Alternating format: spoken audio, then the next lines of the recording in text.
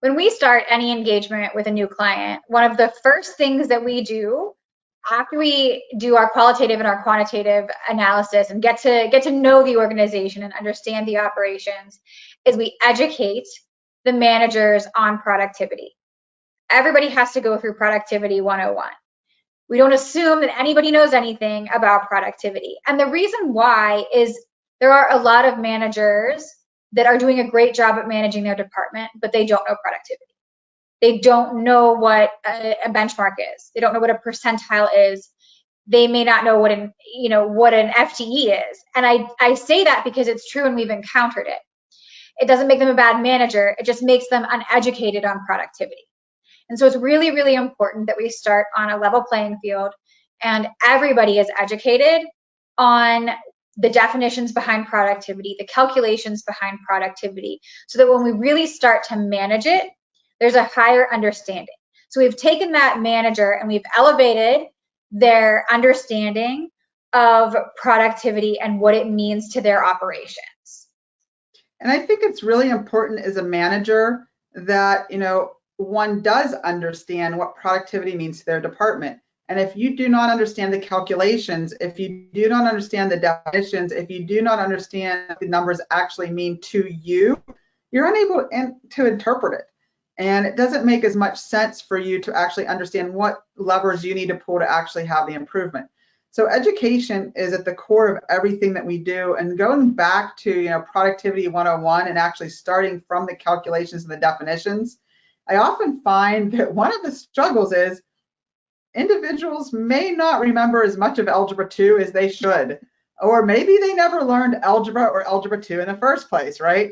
So I think it's important to actually bring those definitions and equations back to the table, because at the root of it, they're not difficult calculations, but they're ones we don't use every day. And because we're not using every day, we forget.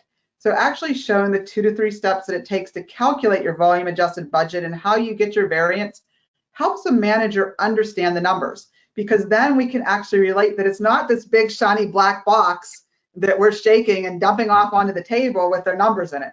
They are actually coming from thoughtful benchmarks that are created from comparative knowledge and calculations based off the actual volume. And there is math behind it. We're not just rolling the dice and saying, oh, I think 3 would be the appropriate people for you to have in your department today. It's based off the logical calculation and definitions.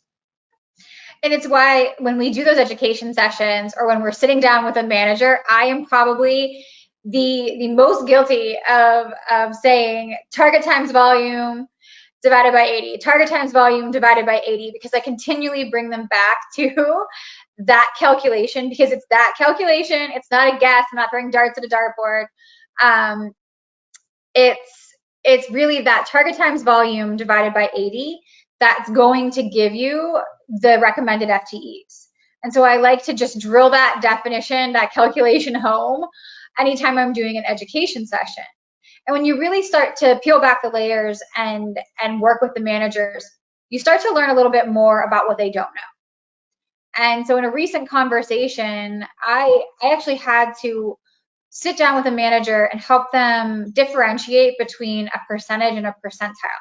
And because I use that language every day, and I talk in that language and I use those calculations on a regular basis, I lost sight of the fact that some people might not.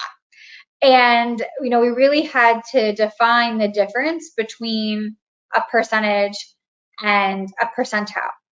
Similarly, we often have to define the difference between a benchmark and a target, because those are 2 different things as well. And again, going back to that level playing field, assuming that the managers know nothing and helping to then educate and elevate them to that level of confidence where they can manage their productivity. You don't know what you don't know. And education provides that basis for actually building upon the foundation and building upon your skill set so that you can ultimately influence the productivity within your department.